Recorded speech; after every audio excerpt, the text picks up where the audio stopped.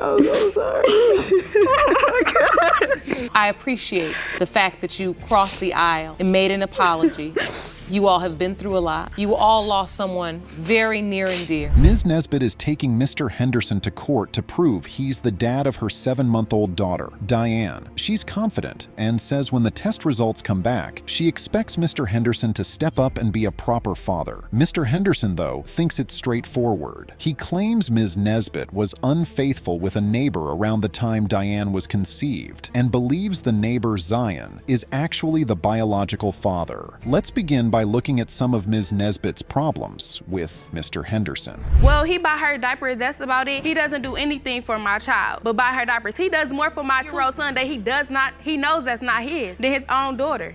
Ms. Nesbitt has another son from before she met Mr. Henderson. It seems Mr. Henderson treats this older son better than the child Ms. Nesbitt claims is his. That's some backward thinking, right? Why look after a kid you know isn't yours and neglect the one who might? I feel that I shouldn't have to take care of another man's baby. But you are taking care of another man's baby, right? Yes, but at this time, I came into this baby's life and already knew he wasn't mine, but I had a possibility that she could have been mine, but she's not, so I felt kind of hurt. So there's a level of resentment. It's obvious Mr. Henderson is acting this way because he's bitter about Ms. Nesbitt cheating during their marriage. It gets even messier when you consider that Mr. Henderson claims he supported Ms. Nesbitt all through her pregnancy with Diane. He even signed the birth certificate without her permission. So wait, you had asked him previously not to sign it? Yes, Your Honor. So Mr. Henderson, you did sign the birth certificate? Yes, Your Honor. Do you remember having the conversation with Ms. Nesbitt that said?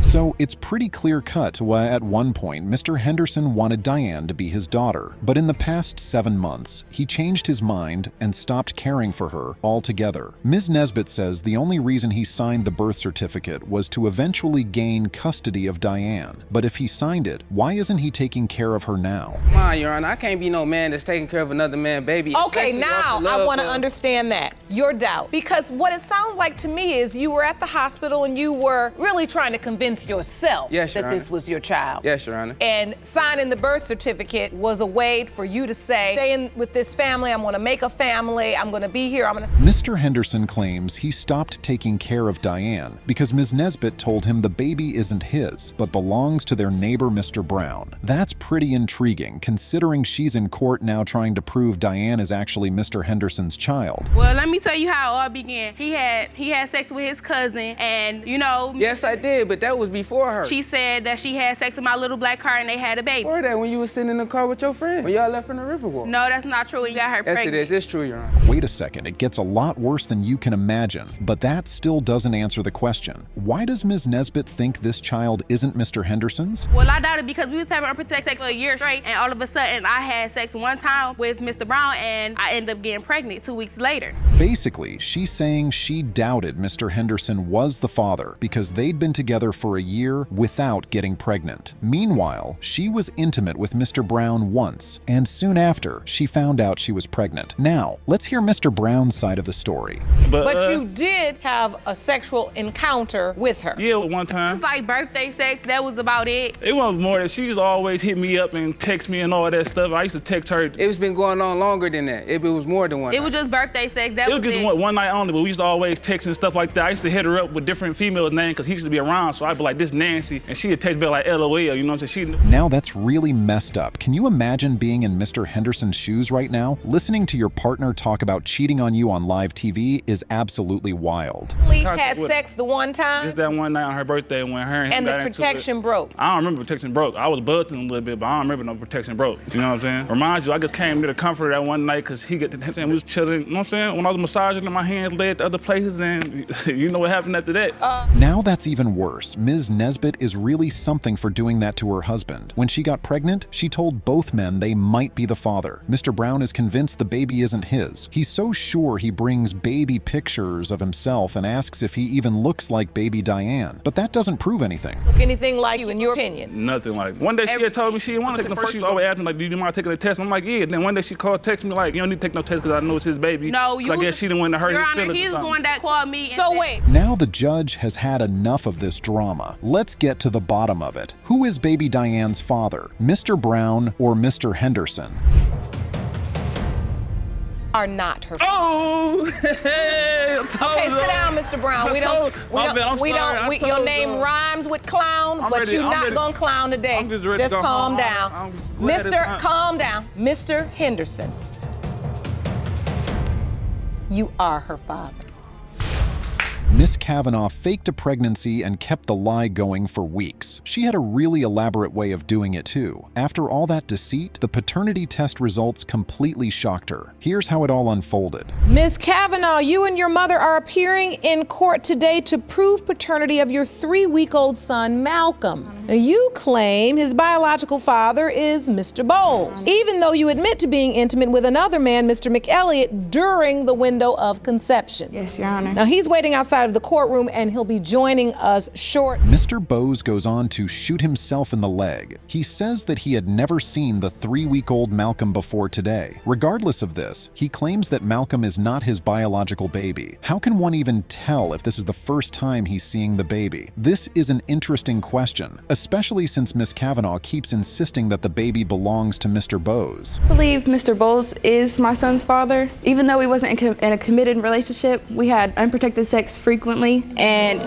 he has not been around. He doesn't ask about my son. He probably didn't even know my son's name was Malcolm until now. And I'm just ready to prove that he is the father because my son doesn't have a voice, so I'm his voice. There's one other person in question, and their sexual intimacy was only once, and with Mr. Bowles. Miss Cavanaugh's mother seems to be more involved in all of this than Miss Cavanaugh herself even. Although Mr. Bowes admits to being intimate with Miss Cavanaugh a couple of times, here is the reason why he is 100% sure about the paternity of baby Malcolm. Actually, when we first met the first night, we had sex of being in her house. It wasn't within 20 and minutes. then, like, probably 3 weeks later, maybe 2 weeks later, I found like an open condom wrapper in her bathroom. Well, she had already said that just because, like, I was the only person she was having sex with, and so. And then the condom that he's talking about, it was my friend's that I worked with. Her and her boyfriend spent the night, and that was that. She said she used it. She said it was with her ex. Well, oh well. Now it'll seem like Mr. Bowes is getting quite paranoid and has started to believe things that didn't happen. On to Miss Cavanaugh. She went on to explain that the first person she told about her pregnancy was Mr. Bowes. She did this simply because she wanted to be in a committed relationship with him, but he did not respect her. All these feelings led her to be intimate with Mr. McElliott. About my feelings. So yes, I did have one encounter with Mr. McElliott, but I felt like I wanted to do that to make him jealous because I want him to see that somebody else wants me and maybe he would want me. This is where Mr. Bowes spills the tea about how Miss Cavanaugh actually lied about being pregnant. They saw one another every day, and she was getting very infatuated with the young man. However, he was not giving her the attention she wanted. This is when she took the initiative. I went to the store, got a pregnancy test, was going to take 2 negatives, turn it into a positive, and when, yes. Take 2 negatives and turn it into a positive. Yes, crack them open and turn them into a positive. Oh, and put 2 of the lines together. So you had a plan to pretend you were pregnant in order to keep him. And then what happened? Well, I took both of the tests, Your Honor, and I went to go eat, and I came back and they were both positive. What a woman. It's interesting that anyone would even think about that. When Mr. Bowes heard about the pregnancy, he did not believe her at first, considering that she was just planning to lie to him about something so crazy. That's a man that truly knows the woman he's with, if you ask me. He added that he did not trust her because he knew that she was intimate with other men, also saying that it's not just one other man she was with, but a bunch of others. I didn't want to have sex anymore until we were in a committed relationship. We fell asleep because I was tired. He wakes me up at 3 o'clock in the morning and tells me he's going to go have sex with another woman. What? Yeah, so You wake her up to tell her that? We wasn't together, so I can leave and go back to my house and do whatever. And yes, I did chase him out of my house because I don't see why you would. Any woman. Any woman. Turns out Mr. Bowes is not an angel after all. He said that to her in her first month of pregnancy. Isn't that something? Regardless of all of this, Miss Cavanaugh still has feelings for Mr. Bowes, which is utterly mind-boggling as it is. After a lot of banter, we finally get to meet the second potential father, Mr. McElliott. Miss Cavanaugh, I would say, is a very special one. Me and her, we met, we hooked up and went out to eat or something like that. But ever since— So you took her on dates and courted her and treated her like a lady should be treated? Always. Good. That was definitely a jab in Mr. Bowes' general direction. Mr. McElliott found out about the pregnancy from a picture of an ultrasound Miss Cavanaugh sent, which she insists looks like his mother. What an interesting turn of events. Looks like truly we have 2 possible fathers in court today. Who do you think he looks like? I want to say Mr. Bowles, but you can't always go on looks. But I just have I have a feeling. I would be very pleased and very happy if it was Mr. McElliott's, because he would be a good father. But I just don't know. Do you? The new guy, Mr. Model Man McElliott, added that sure, he signed the birth certificate, but he did that only because the whole paternity thing was beginning to stress him out. It was stressful on Miss Cavanaugh as well. And that made it easier for him to sign it because he absolutely does not mind starting a family with her. However, it gets better. Mr. McElliott spills the beans and shares this with the court. Third party or something that was included in this? Yes. Okay. That's true, Your Honor.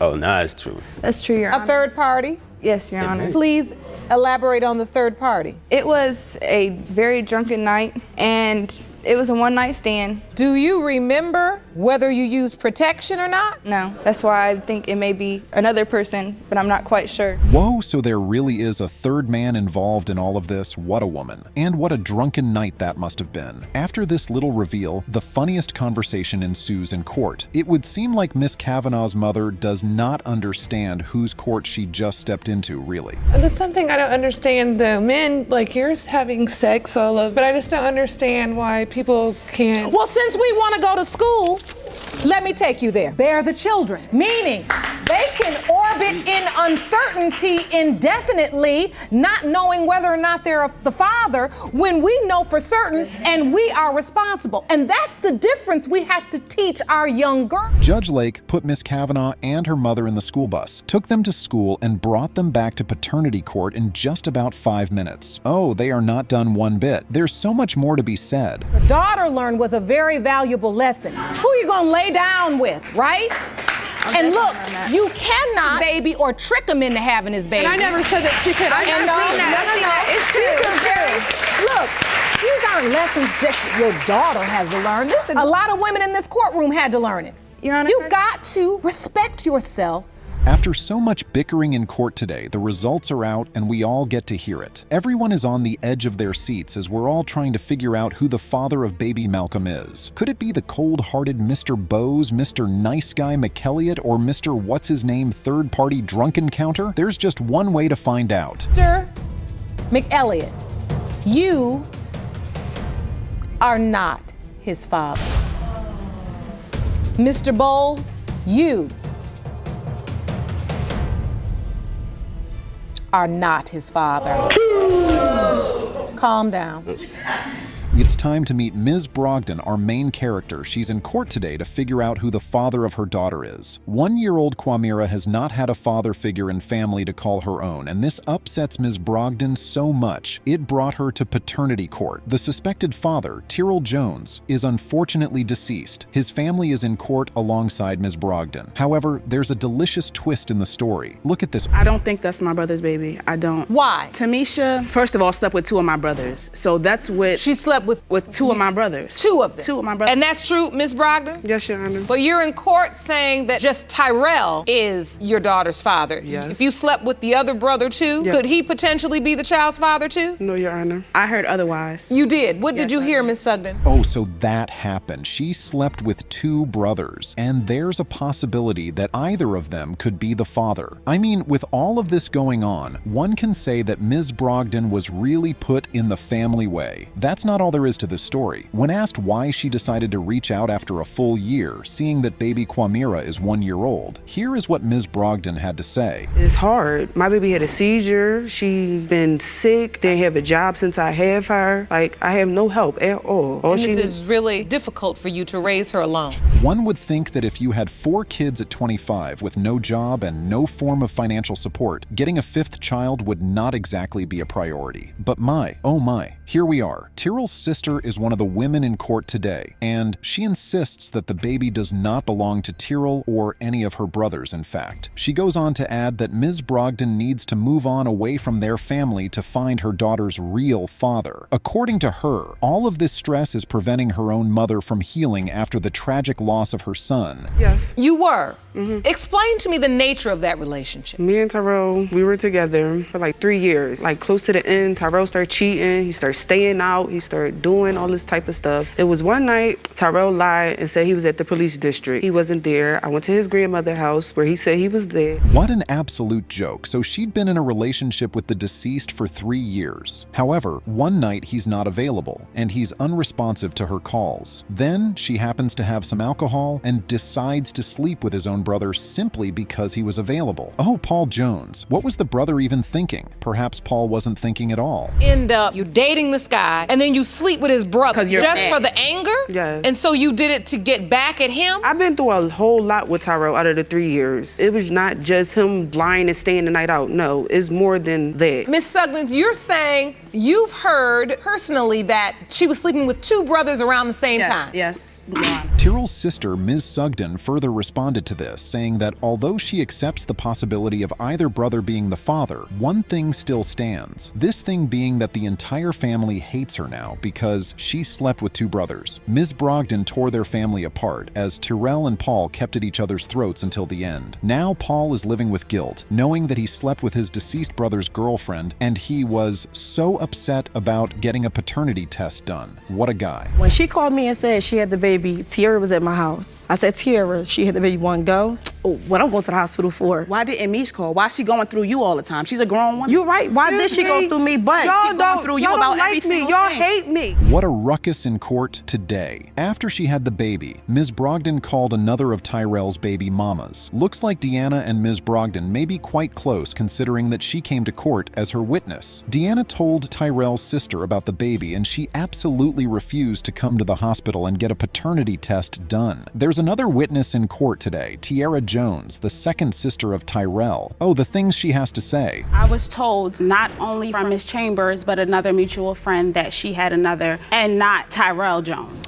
So it's just a coincidence that both of their last name is Jones, but at first I heard that he was there. Wait, there's another Jones in the picture? Well, okay, Ms. Brogdon, it looks like this woman has been working overtime to get her baby that last name. After all of the bickering from the women in court, we finally get the verdict, and this time it comes with a little twist. Part of this testing is to determine whether or not either brother has fathered your child. The second level, if we make that determination, will be to determine which brother, in fact, fathered. And it just makes sense, seeing that Tyrell isn't here. There are a lot of men involved with 2 brothers on that list, and a direct paternity test can't be done. Now everyone's on their toes, and it feels as though the tension in court can be cut through with a knife. Here are the results. Christina Jones is related to Quamira Jones.